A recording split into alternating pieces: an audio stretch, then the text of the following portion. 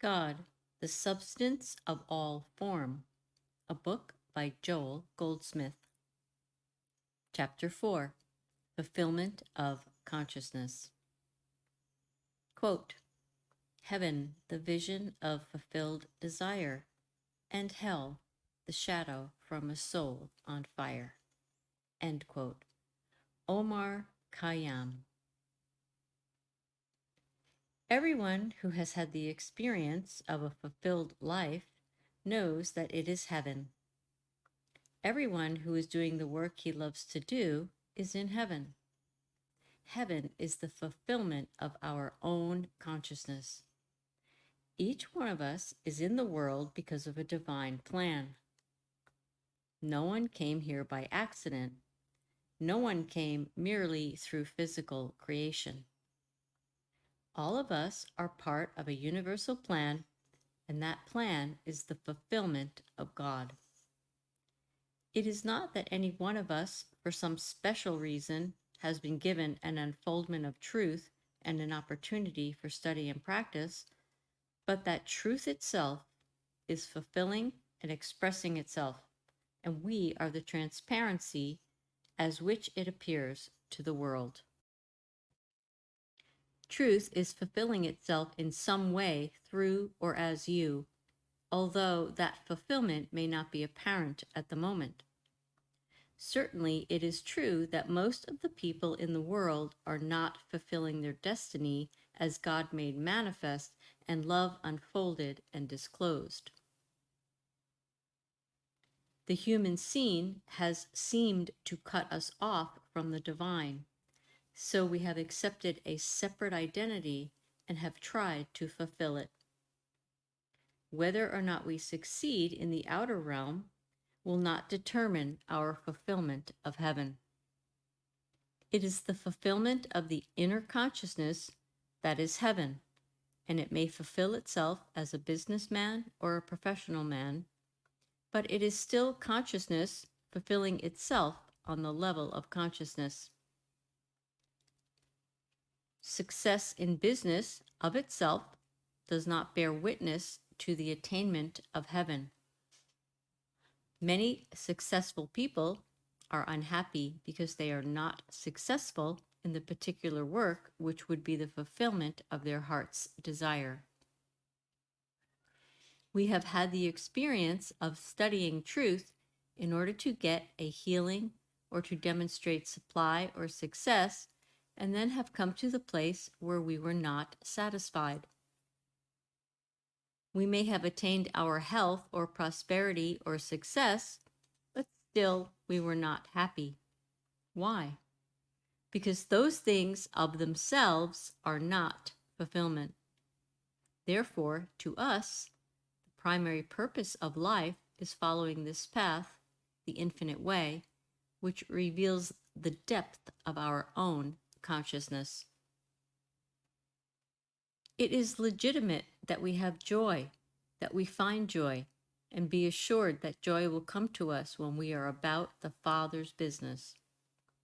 When we do our work from the standpoint of allowing our inner capacity to be outwardly manifested, we are truly about the Father's business, and we find our joy. When work is performed merely to earn a livelihood or to make a reputation or fortune, the joy is not always there, but the joy will always be present if we are fulfilling that which we were brought here to do. The person who is bringing about healings merely to see a sick person become well is humanly good, but it must be recognized that such a motive is no part of spiritual living. If we engage in the healing work to see the divine identity, the Christ, brought into manifestation for its sake, then we are finding joy in our work. When that work is engaged in for the sake of witnessing God made manifest, then there is no labor or human effort to it, and no personal will is involved. Subchapter: Good, the outpouring of consciousness. When we withdraw our attention from the outer world and center it on the kingdom of God within, we shall begin to understand what the infinite way of life can really be. It is completely beautiful and satisfying. Ask yourself, am I fulfilling a divine purpose in life? The fulfillment of spiritual selfhood takes place within, not without, although it becomes apparent without. There is no mistaking the man or woman who has found inner joy and satisfaction, who is at peace within himself and the world. Even though such a person might come to a place where some outer circumstance throws him off balance for a time, he quickly recovers from it because he realizes that the outer is not of too much importance. The outer experience is really the fulfillment of an inner experience. Desire fulfilled is, indeed, heaven attained. Truth, being universal, has always existed, and the great saints and seers and prophets of all ages have seen this same truth, that the only heaven there is the fulfillment of ourselves, and that finding the place God has ordained for us is heaven brought to earth. Our experience is our own consciousness unfolding. Therefore, all of our attention must be on the unfoldment, revelation, and discovery of the infinite nature of our own consciousness. If we are not doing the kind of work we would like to be doing, we should not attempt to correct it on the outer level. We do not give up our present job to find another one. We do not try to work out our problem on the outer plane of existence. Therefore, wherever we are at the moment, let us learn to disregard the appearance and, quote, suffer it to be so now, end quote. There is a presence and a power within us, and it will move every obstacle. At this moment, we may not even know what the obstacle is, so our work is to begin right where we are now, with God. I and my Father are one. Therefore, where I am, God is. And from this divine state of consciousness pours forth the harmony of my being. The awareness of this presence and power corrects, removes, and changes the outer picture until the outer becomes an absolute reflection of the inner. The outer experience reflects our inner consciousness when we have learned to turn within and let it come forth. But as long as we are dabbling in the outer picture, endeavoring to correct or change it, all we can have is a fluctuating human picture. It is only when we begin to let the inner come forth, when we learn to disregard the outer for the moment, that we find the harmony we are seeking. Turn within and ask yourself, what part am I to play in this world? What am I as the fulfillment of God? Each one of us has come to bring fulfillment to his own particular world. I am come that they might have life, and that they might have it more abundantly. As we turn to the divine consciousness, unfolding and disclosing itself, and give up concern for sick bodies or sick affairs, keeping thought on what is unfolding within, we begin to find harmony appearing in the outer world. Our good comes to us as the outpouring of our own consciousness, love fulfilling itself throughout our entire being, God as the reality of all that appears, God as the law of all form. It is our consciousness fulfilling itself which appears as our experience, and it is not necessary to attempt to mold it with our desires or wishes, but rather take the attitude of watching God unfold. This is the infinite way of life, your life and my life, fulfilling itself without human planning. This is not brought about by doing something in the external world, but by a willingness to be led. Subchapter: We see our concept of the universe. Be alert to catch this next point because it is the secret of healing work, although, of course, it is not really a secret. The lack of understanding of this point is the reason for the failure of much healing work, and it is a point that needs to be known and understood by all. We have said that God is the substance of all form, that God is the reality of all form, the substance and reality of all effect. Are we then to understand God as the substance of the body, trees, flowers, sun, moon, stars, and all that we cognize with the material senses? No, this is a spiritual universe. It is true that God is the substance of all form. God is the substance of your very body and all of creation. But remember, when I see you, that is, when I see your body, or when I see the trees or flowers, I am not seeing God's creation. I am not seeing the spiritual universe. I am seeing only a finite material concept of it.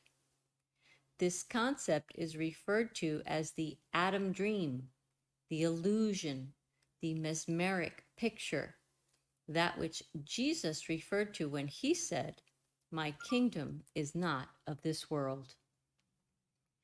This does not mean that there are two universes, the real and the unreal, or that there is a real body and an unreal one. It means that the only universe there is the real universe, and the only body there is the real body. But what I am seeing is my concept of them. Therefore, the only unreality about them is in my misperception of them, in my false concept of them. When you look at any person, you are not seeing what God created. You cannot see that with your eyes. You are seeing only your concept, or the world's concept, of God's creation. Subchapter: Behold the spiritual universe. Catch the import of this, and you will see why there is so much lack of healing. If someone says to you, "Give me help," you should not attempt to do anything at all about this false concept, but turn away from it, realizing that it is only the illusion, and that right where the illusion seems to be, there is God appearing. When spiritual consciousness is attained, then we can see the spiritual universe. But we cannot see, hear, taste, touch, or smell the spiritual universe with the five senses. In a state of illumined consciousness, we do catch glimpses of it, just as the beloved disciple John caught the spiritual vision of the universe. However, the trees and the flowers, the forms of trees and flowers, or of anything else, are not spiritual as we see them. They are the illusory sense of reality. As you turn away from the appearance and turn to God, seeking the realization of reality as spirit fulfilling itself, then you experience what appears to be healing. It is really the harmony of God being revealed to us which we see as improved form. This is the most important part of our healing work.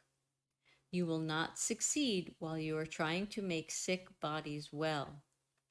Success in healing work is attained when you are able to turn away from the outer picture entirely, recognizing that it is illusion, and turn within, realizing omnipresent, omnipotent God, and discern the reality of God's creation.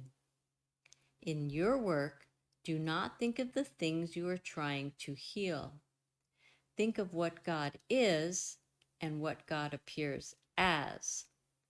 God appearing not as outlined form, but as infinity, eternality, immortality, harmony, joy, abundance.